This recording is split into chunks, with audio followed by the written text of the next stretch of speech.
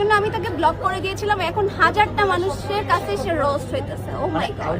আমাকে বলেছিল যে তুমি কাজ করবা কিনা, তখন আমি বলেছি যে না, আমি কাজ করবো না, নাটকের কাজে আর কি। আমি ওপেন চ্যালেঞ্জ করলাম, কাবিনের কাগজ যদি অ্যাকচুয়ালি প্রপার ভাবে প্রশাসন থেকে বের করে সামনে আনতে পারে যে আলভিয়ার আমার কোনো কাবিন নামা আছে, তখন আপনারা যা ইচ্ছা করুন। এরকম কথা হয়েছে যে আমি নাকি অন্তঃসত্ত্বা, আমি প্রেগনেন্ট নাকি। First of all, I must say that I'm not supposed to come live to talk about Alvi and Ikra or about someone's personal life, but the personal life became like exposed, and the personal life is now kind of talk of the town. So I'm here to talk about something you should know. আসসালামু আলাইকুম রহমতুল্লাহ। সবাই কেমন আছেন? আশা করি সবাই অনেক অনেক ভালো এবং সুস্থ আছেন। সবাইকে স্বাগতম জানাচ্ছি আমাদের আরেক নতুন ভিডিওতে। প্রতিদিন মতো আমি আব্দুল সিরিয়াত ফারুকি আবারও চলে আসলাম নতুন একটা ভিডিও নিয়ে। দর্শক, আজকের ভিডিও টাইটেল এবং থাম্বনেল দেখে ইতিমধ্যে বুঝতে পারছেন আজকে কি বিষয় নিয়ে কথা বলবো। আপনারা জানেন বাংলাদেশের জনপ্রিয় ছোট পর্দার জনপ্রিয় একজন অভিনেতা, যাকে এক নামে চিনেন জাহের আলভি। তিনি যে কাজটা করেছেন, যে আত্মহত্যা করেছেন, সেটা আপনারা ইতিমধ্যে জানেন। অন্যদিকে তার স্ত্রীর যে জানাজা সেখানে পর্যন্ত আসেনি আলভি। অর্থাৎ আলভি ইতিমধ্যে কিন্তু নেপাল থেকে দেশে ফিরেছেন। তবে নেপাল থেকে দেশে ফেরার পরে তাকে এখন খুঁজে পাওয়া যাচ্ছে না। পুলিশ তাকে খুঁজতেছে, অলরেডি খোঁজা শুরু করে দিয়েছে, তার বিরুদ্ধে মামলা হয়েছে। এদিকে আলবির মৃত্যু নিয়ে তৈরি, অর্থাৎ আলবির স্ত্রী ইকরার মৃত্যু নিয়ে শুরু হয়েছে তুলফার।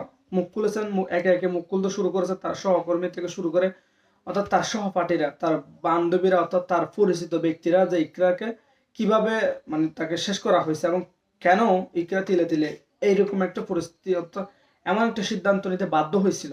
অনেকেই অনেকভাবে মন্তব্য করতেছে, সেই মন্তব্যগুলো আপনার মাঝে ধারাবাহিকভাবে আমরা তুলে ধরার চেষ্টা করছি। শুনুন, আমরা ধারাবাহিকতায় লক্ষ্য করে আপনারা ইতিমধ্যে ভিডিও শুরুতে কিছু অংশ দেখে বুঝতে পেরেছেন ইকরাকে নিয়ে বেশ কিছু গুরুত্বপূর্ণ তথ্য দিয়েছেন তার পরিচিত আমরা। শুনুন, আমরা এখানে একটু বিস্তারিত দেখবো। তার আগে আপনারা যারা আমাদের চ্যানেলটিতে নতুন আছেন, চ্যানেলটি সাবস্ক্রাইব করে সাথে থাকবেন। শুনুন, আমরা এখানে একটু বিস্তারিত দেখে আসি। আমি ওপেন চ্যালেঞ্জ করলাম, কাবিনের কাগজ যদি অ্যাকচুয়ালি প্রপার ভাবে প্রশাসন থেকে বের করে সামনে আনতে পারে যে আলভিয়ার আমার কোনো কাবিন নামা আছে, তখন আপনারা যা ইচ্ছা করুন। এরকম কথা হয়েছে যে আমি নাকি অন্তঃসত্ত্বা, আমি প্রেগনেন্ট নাকি। আমি আলভি তো অনেক দূরের কথা, আলভি আমার খরচ কেন দিবে? ধরেন আমার দুলাভাই হোক, মামা হোক, চাচা হোক, যার সাথে ছবি পাচ্ছে দিয়ে দিয়ে আমার একটা করে তাদেরকে আমার হাজবেন্ড বানাই দিচ্ছে। আমার বোনের বাচ্চার সাথে ছবি নিয়ে তারা ভাইরাল করে দিছে যে এটা নাকি আমার বাচ্চা। যদি তারা আমার ফ্যামিলিকে হ্যারাস করে, তাহলে তারাও এক ধরনের ক্রিমিনালেই পরিণত হবে। ও সবই জানতো, ও আলভির পুরা জীবনের এই 14 বছরের সব হিস্ট্রিও জানতো। বা ইকরা ধরেন আমার চুলের মুঠি ধরে বললো যে আমার জামার সাথে তুই কাজ করবি না। আমি আমার ইহ জীবনে কারো কাছ থেকে দামি দামি গিফট নেই নাই। কেউ বলছে আইন বিশ্বাস করি না, আমাদেরকে দে, আমাদের সামনে না ছাইরা দে, ওরে এই করব, ওরে সেই করব। আমাকে নিয়ে তো সবাই বলছেই। আমার তো আর ঢাকার এখন আমি আর কি ঢাকবো, আমার বলছে কাদের কি এমন ছিল যেটা হাইড করতে হয়েছে দেখে ওর ফেসবুকটা এরকম চলে গেল। এটা এটা আমিও জানতে চাই। কিছু মানুষ জোরপূর্বক আমাকে দোষী করার চেষ্টা করছে। লাইফে আর কখনো সুইসাইড অ্যাটেম্প্ট করেছিল কিনা সেটা আমি বলতে চাই না। লাইফ থ্রেট, আমাকে রাস্তায় পাইলে মেরে ফেলবে, হয়তো পুরোটা জানি না, কারণ আলভি কিন্তু ওদের বাসার ভিতরের কোনো প্রবলেম বা ঝগড়াঝাটি নিয়ে খুব একটা বাইরের কথা কখনোই বলতো না। এটাতে প্রাউড ফিল করার কিছু নাই। মানুষকে আগে নিজেকে ভালোবাসতে হবে। আমাকে তাই অন্য মানুষরা করছে। আমরা একটা টিম। ব্যক্তিগত জাহের আলভি নায়ক হিসেবে অফিস না।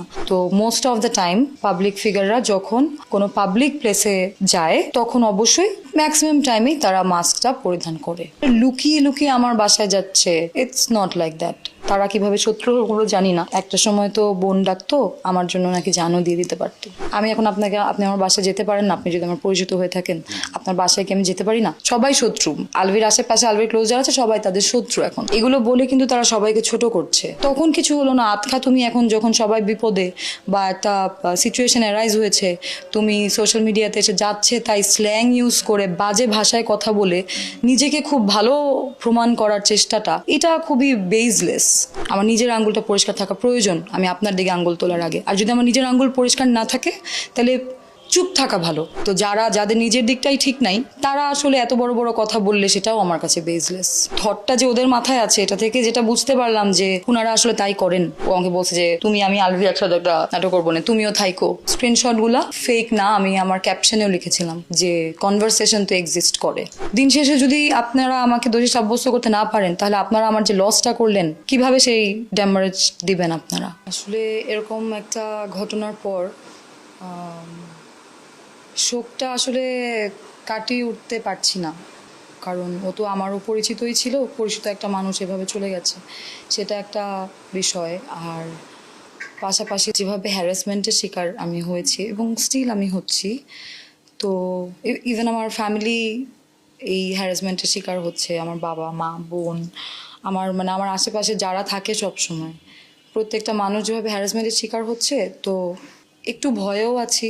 যেহেতু আমি বলেছিলাম যে লাইফ থ্রেট, আমাকে রাস্তায় পাইলে মেরে ফেলবে, বাইর হয়ে নেই, পায়ে নেই তোর রাস্তায়, এই ধরনের কথা সোশ্যাল মিডিয়াতে তো অনেকে লিখেছেই, ওপেনলিও মানুষ বলতেছে ক্যামেরার সামনে। তো লাইফ থ্রেট যে আছে এটা তো সবাই দেখতেই পাচ্ছে। তো সব কিছু মিলিয়ে আসলে মানসিকভাবে ঠিক নাই। আর যে কোনো ব্যক্তি যখন মানসিকভাবে ঠিক না থাকে বেশি সময় ধরে, সে শারীরিকভাবেও আসলে ঠিক থাকতে পারে না। তো মানসিক শারীরিক কোনোভাবে আসলে এখন ঠিক ফিল করি না আর কি। Assalamu alaikum. আসলে কি বলবো? First of all, I must say that I'm not supposed to come live to talk about Alvi and Ikra or about someone's personal life, but the personal life became like exposed, and the personal life is now kind of talk of the town. So I'm here to talk about something you should know. First day, the so-called Zahir Alvi, his name is Niamatullah. So Niamatullah Alvi is my school friend. Ikra is not my school friend, by the way. Alvi কিন্তু আমার school friend, and we use to Singh together. আমিও হচ্ছে স্কুলে মানে আমিও গান করতাম, আলভিও গান করতো, এবং এমন হতো যে আমি ফার্স্ট আলভি সেকেন্ড, বা আলভি ফার্স্ট আমি সেকেন্ড, এরকম হতো। আমরা দুজন পল্লীগীতি, রবীন্দ্রসঙ্গীত এগুলো গান গাইতাম। আবার স্পোর্টসেও আমাদের ভালো সুনাম ছিল, আমরা একসাথে কাবাডি খেলতাম। তো এই যে আমরা পড়াশোনার থেকে খেলাধুলা বা আদার্স কাজকর্মে বেশি এগিয়েছিলাম। আর একটা ব্যাপার হচ্ছে we both are back benchers, but Alvi is kinda better back bencher আমার থেকে। কারণ আমার হচ্ছে ব্রেক অফ স্টাডি পড়ে, মানে ব্রেক অফ স্টাডি বলতে সোজা কথা বলতে আমি 2 বছর ফেল করি, মানে পরপর না, বাট ইয়েতে তো ফেল করে আমি আলভির থেকে 2 বছর পিছিয়ে যাই। But still we had the good friendship, যেহেতু আমাদের একই এলাকায় বাসা ছিল, আমার বাসাও লালবাগে ছিল। তো এইটার পরে ইকরা আসে হচ্ছে ইন্টার ফার্স্ট ইয়ারে। ইকরার অন্য কোনো স্কুল ছিল, বাট কলেজে ইকরা হচ্ছে ফার্স্ট ইয়ারে আসে, এবং আলভি ইকরার মধ্যে বেশ প্রেম চলে। এবং কথা হচ্ছে তারা খুব অল্প সময়ের মধ্যে দেখি যে বিয়ে করে ফেলে। এর আগে কিন্তু মানে আলভির স্কুলে অনেক ইয়ে ছিল, বাট কথা হচ্ছে, এবং আসলে সত্যি কথা বলতে আমরা যেহেতু গান টান করতাম, মেয়েদের সাথে আমাদের একটু রিলেশন ভালোই থাকতো সবসময়, ফ্রেন্ডশিপ বলেন বা ঘোরাফেরা একটু বেশি, কারণ গানের মধ্যে ছেলে 20টা মেয়ের মধ্যে থাকে, তো ছেলে 2টা বা 3টা এরকম ছিল। যাই হোক, সেই টপিকে না যাই। বাট কথা হচ্ছে নিয়ামতুল্লাহ, যেটা পরে খুব দ্রুত ওরা কোর্ট ম্যারেজ করে ফেলে সামহাউ, এবং এটা করে ফেলার পরে দীর্ঘদিন এই ব্যাপারটা কিন্তু মানে ফ্ল্যাশ হয় না, কেউ তেমন বন্ধু বান্ধব কয়েকজন ছাড়া জানে না। বাট যে কোনোভাবে আলভির ফ্যামিলি এটা জেনে যায়, বিশেষ করে আলভির মা জেনে যায়, এবং জেনে যাওয়ার পরে এই ব্যাপারটা সামনের দিকে আগানো শুরু করে। তো ওদের কোর্ট ম্যারেজ হওয়ারও বেশ কয়েক বছর পরে হচ্ছে ওদের মানে অনুষ্ঠান করে বিয়ে, যেটা সেটা হয়। এবং আলভির অনুষ্ঠান করে বিয়েতে আমাদের ফ্রেন্ড সার্কেলের সবাই বেশ এক্সাইটেড ছিল, এবং যথাসম্ভব মানে সবাই অনেক আনন্দ করেছে। আসলে বিয়েটা খুব সুন্দর হয়েছে। যেটা সমস্যা সেটা হচ্ছে এই সময়ের মধ্যে ইকরার সাথে আমার বেশ ভালো একটা ফ্রেন্ডশিপ তৈরি হয়। যেহেতু আলভি তখন, আমার অফিস ছিল, আমার হচ্ছে মানে আইটির বিজনেস ছিল, তো আমার ওই অফিসে আলভি পার্ট টাইম কাজও করতো। আলভি আসতো আর সে কিছু কাজ টাজ করতো, এবং কথা হচ্ছে ইকরা আমাকে অনেক বলতো। তখন আলভির এই যে এত মানে ইসের ক্যারিয়ারের খুব একটা ভালো অবস্থা না, বাট তখন সে একটা ইয়ে হয়েছে, সে হচ্ছে ওই যে fair and handsome ultimate man কোনো একটা ইয়েতে সে হচ্ছে, তার যেটা আর কি শুরু, ওখানে সে একটা ভালো একটা ইয়ে মানে 3rd হয় বা 4th হয়, I am not sure. But ওইটার পরে ও মোটামুটি আর কি অভিনয়ের জগতে পা রেখেছে মাত্র। তখন আলভি বড় বড় মানে ওই ডিরেক্টর প্রডিউসার এদের পেছনে ঘুরে এবং নিজের ক্যারিয়ারটা দাঁড় করানোর চেষ্টা করে। সো তার ওরকম টাকা পয়সা নেই, ভালো কস্টিউম কেনার টাকা পয়সাও আলভির কাছে নাই। ইকরা হচ্ছে সবসময় বলতো আমি যেন ওর ক্যারিয়ার নিয়ে কিছু করি, এই সেই, বা অন্য বন্ধুদের অবশ্যই বলতো আনাসে। তো ব্যাপার হচ্ছে আলভি আসলে কেমন জানি সবসময় গা ছাড়া, এবং ফ্যামিলির দিকেও সে গা ছাড়া ছিল। বাট ব্যাপার হচ্ছে যেটা হয় সেটা হচ্ছে মানে আলভি তখন ওর বেশ কিছু এরকম, ও আবার তখন ওয়ার্ল্ড ইউনিভার্সিটি স্টুডেন্ট, ওয়ার্ল্ড ইউনিভার্সিটিতে তার এরকম বিভিন্ন কাহিনী টাহিনী এই মেয়ের সাথে ঘুরে, ওই মেয়ের সাথে ঘুরে এই করে। তো আবার মিডিয়া জগতেরও বিভিন্ন মেয়েদের সাথে সে ঘুরে ফিরে ইয়া করে। সো ইকরা আসলে এগুলো প্রায় বলতো, কান্নাকাটি করতো। এবং কথা হচ্ছে আরও মানে এবং তার বিয়ের গায়ে হলুদের পরেও সে অন্য মেয়ের সাথে ঘুরতে গিয়েছে, এই ধরনের কথাও ইকরা আমাকে বলেছে। এবং কথা হচ্ছে আবার বিয়ের 1-2 দিন পরেও সে অন্য মেয়েদের সাথে ঘুরেছে। এবং ব্যাপার হচ্ছে আমাদের বিয়েতেও আলভির অনেক বান্ধবীরা এসেছিল। যাই হোক, এগুলো কথা বাদই দিলাম। কথা হচ্ছে যেটা আসলে পরিতাপের বিষয়, সেটা হচ্ছে ইকরা অনেক বেশি বড় একটা ভুল করেছে, যেটা হচ্ছে তাকে আমরা শুধু আমি না, কিন্তু আমি কালকে পোস্ট করেছি বলে অনেকে ভাবতেছে হয়তো আমি, not only me, every single person, every single friend of Iqra and Alvi, even আমি তো ইকরার ফ্রেন্ড, আমি হচ্ছে আলভির ফ্রেন্ড। সো ইকরা আলভির সব ফ্রেন্ডই ওদেরকে বলেছিল, ইকরাকে বলেছিল যে আসলে তুমি এইভাবে হলে তো পারবা না, ওকে তুমি ছেড়ে দাও বা ইয়া করো। বাট ইকরা কখনোই এটা করতে চাইতো না। ইভেন মানে এটা বললে ও আরো মানে রিয়াক্ট করতো। তো এটা এই কারণে 1-2 বার বলার পরে আসলে সবাই তো যার যার একটা পার্সোনালিটি নিয়ে ওভাবে বলতো না।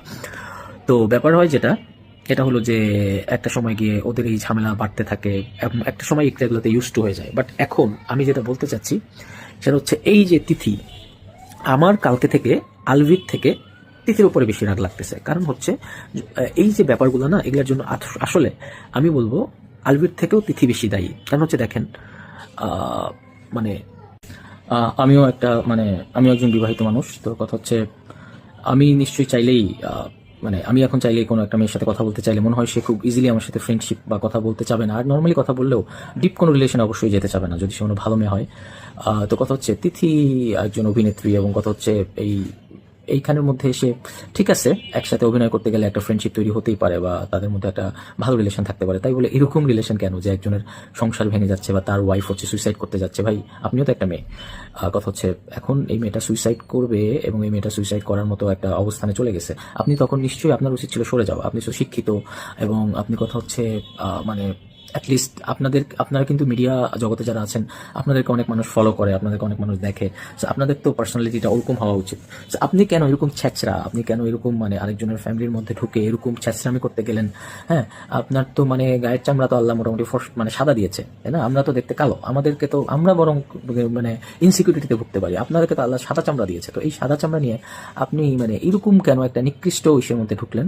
আর আলভি তো আসলে মানে লাইক এ ডগ, ও তো মানে জিব্বা বের করে মেয়ে দেখলেই দৌড় দেয়। ঠিক আছে, আপনিও নিশ্চয়ই ওরকম সাকসেসফুল পুরুষ মানুষ দেখলে আপনিও মনে হয় জিব্বা বের করে দৌড় দেন। তো কথা হচ্ছে আসলে আলভিকে আমি যেটা বলবো, মানে আলভির সাথে আমার লাস্ট আমাদের যে কারণে কথা বলা বন্ধ হয়, আলভি আমার কাছে আসলে এক সময় 5,000 টাকা ধার চেয়েছিল, বাট আমি সেটা দিই নাই। আমি তখন আলভিকে চাইলে 5 লাখ টাকা লোন দিতে পারতাম, বাট আমি আলভিকে 5,000 টাকা দিই নাই। কারণ কথা হচ্ছে আমার কাছে আলভিকে ভালো মানুষ মনে হতো না কখনোই।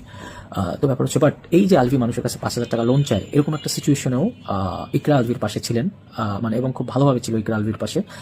আর কথা হচ্ছে এই অবস্থান থেকে আলভি এখন আজকে হয়তো বা তার গাড়ি আছে, তার ভালো ফোন, ভালো সবকিছুই আছে, ফ্ল্যাট আছে। সো এই যে এত সাকসেসফুল আলভি, এই সাকসেসফুল আলভিকে দেখে আপনি জিব্বা বের করে চলে এসেছেন। বাট যেই মেয়েটা আলভির শূন্য পকেটে আলভির পাশে ছিল, সেই মেয়েটা আজকে দুনিয়া ছেড়ে চলে গেছে আপনার অত্যাচারে। সো আমি এখন এই ভিডিওটা যারা দেখতেছেন, আমি তাদেরকে একটাই অনুরোধ করবো যে দেখেন, আসলে আলভির হয়তোবা মানে আইনত আলভি হয়তো একটু ঝামেলায় পড়বে, তিথি কিন্তু তেমন খুব একটা ঝামেলায় পড়বে না। আমরা যেটা করতে পারি, হোয়াট আই ওয়ান্ট, আমি যে কারণে ভিডিওটা বানিয়েছি সেটা হচ্ছে তার ফেসবুক, অনেকেই তার ফেসবুক পেজ ডাউন করার চেষ্টা করছে। বাট কথা হচ্ছে আগে সে যত ইউটিউবে যত ভিডিও যা কিছু দিয়েছে, এগুলাতে তো রিপোর্ট করে হোক, যে কোনো ভাবে হোক, এগুলাকে তো ডাউন করতেই হবে। এবং আরেকটা ব্যাপার হচ্ছে ফিউচারে এর নাটক, এর কোনো কিছু যেন কেউ না দেখে, এবং এ যেন মিডিয়াতে যারা আছে তাদেরকে বলবো, একে যেন কোথাও আর মানে মিডিয়াতে যেন ওকে দেখা না যায়, ওর ক্যারিয়ার যেন এখানেই শেষ হয়। একজনের জীবনই শেষ হয়ে গেছে, আমি শুধু চাচ্ছি যে ওর ক্যারিয়ার যেন শেষ হয়। ও যেই চেহারা বেছে ও যে খাইতে চাইছে, এই চেহারাটা যেন ও আর দেখায় খাইতে না পারে। That's what I want. এবং কথা হচ্ছে আমি আসলে মানে আমার রোজা রেখে আমি আসলে গালাগালি করতে চাচ্ছি না। আর আমার এই ভিডিও আমি আপলোড দিয়েছি, ফ্যামিলির অনেকে হয়তো দেখবে। So I am sorry, but কথা হচ্ছে আল্লাহ সর্বনিকৃষ্ট এমন বিচার করুক যাতে করে মানুষ দেখে ভয় পায়, মানুষ দেখেও ভয় পায় যে এরকম আর কিছু মানে কেউ করারও সাহস না পায়। এই জন্য আমি তাকে ব্লক করে দিয়েছিলাম। এখন হাজারটা মানুষের কাছে সে রোস্ট হইতেছে। ও মাই গড। আমাকে বলেছিল যে তুমি কাজ করবা কিনা, তখন আমি বলেছি যে না, আমি কাজ করব না, নাটকের কাজে আর কি।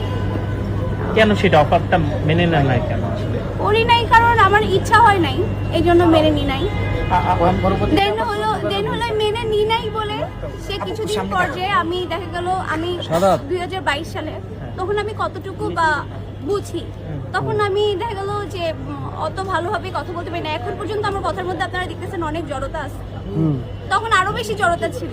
আচ্ছা একটু তখন আমার একটু প্রবলেম হয়ে যায় স্ক্রিপ্টেড ছিল, তো স্ক্রিপ্টেড অনুযায়ী আমি হলো একটা প্রমোশনাল ভিডিও করছিলাম, ওখানে আমি প্লেট খাওয়ার কথা বলছিলাম। এই যে আপা, এই যে ক্যামেরা, এই যে এইটা ক্যামেরা, এইটা ওইটাই যাবো আপু। বলতে থাকেন, তারপর প্লেট খাওয়ার কথা বলছিলাম, তখন ওটা নিয়ে আমাকে রোস্ট করেছিল। আচ্ছা কি ভাইয়া কেমন আছেন ভাইয়া? তখন উনি আমাকে রোস্ট করেছিল, দেন আমি ওনাকে ব্লক মেরে দিয়েছিলাম। ব্লগ কেন মেরেছিলেন আবার একটু জানতে চাই। ব্লক করেছিলাম এই কারণেই, সে আমাকে রোস্ট করেছিল নর্মাল একটা বিষয় নিয়ে, এই জন্য আমি তাকে ব্লক করে দিয়েছিলাম। এখন হাজারটা মানুষের কাছে সে রোস্ট হইতেছে। ও মাই গড। দর্শক ভিডিওটি ভালো লাগলে অবশ্যই শেয়ার করে দেবেন। এই বিষয়টা নিয়ে আপনার মূল্যবান মতামত দ্রুত কমেন্টে জানিয়ে ফেলুন।